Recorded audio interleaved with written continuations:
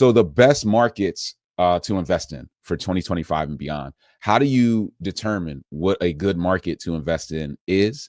We're going to talk about some of those metrics tonight. So make sure you stick around and ask lots of questions. So the first thing you need to think about when deciding what market to invest in and what's the best market to invest in as a buy and hold real estate investor or a flipper, you need to think local versus out of state. That's kind of like the first category people get stuck in.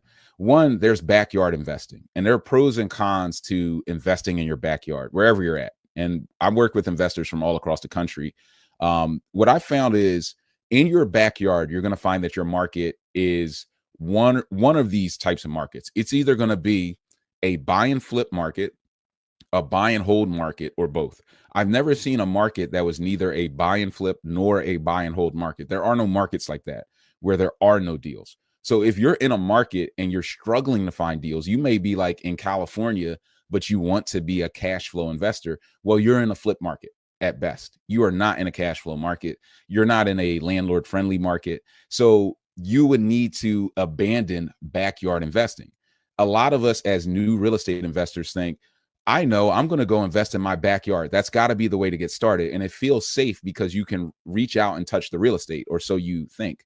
But if you're still working a 9 to 5, the chance of you going and doing that Property Brothers thing where you're standing in the house and you're kind of building it and watching it and learning that way is still slim to none, because you're only going to get to that property on the weekends. Many weekends you're going to be too busy. You're not going to see the property. I have properties, in fact, that I do multiple states away that I see more than people who backyard invest. I see my properties every day, every other day through my systems. So backyard investing, I would say, is overrated, especially today with today's technology, with the apps that are out today, with the systems that we'll talk about tonight. You shouldn't be overly concerned with your backyard. You just need to evaluate it. If you are in a buy and hold market and you can cash flow in your backyard, then stick with it and nest there and start there and then scale your way out of it. No matter what your market is, it will dry up. So even Philadelphia is a top 10 market. You guys know I love Philly. I'm from Philly. It happens to be one of the best markets in the country, and it has been for many years, right? And it's I would say top 5 cash flow market. To me, it's number 1 for many reasons. Connecticut is another good buy and hold market that also has areas, because it's a big state.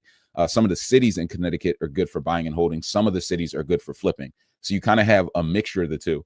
But regardless of that, of these being good places to flip or hold, they will dry up eventually. Every good market will have its day and it will have its run, and then it will go away. So if your only strategy is to invest in your backyard, you're going to become obsolete at some point. The good developers, from what I've seen and being in this game for a long time, they learn their certain markets. It could be their backyard, could be a state away, 2 states away, could be across the country.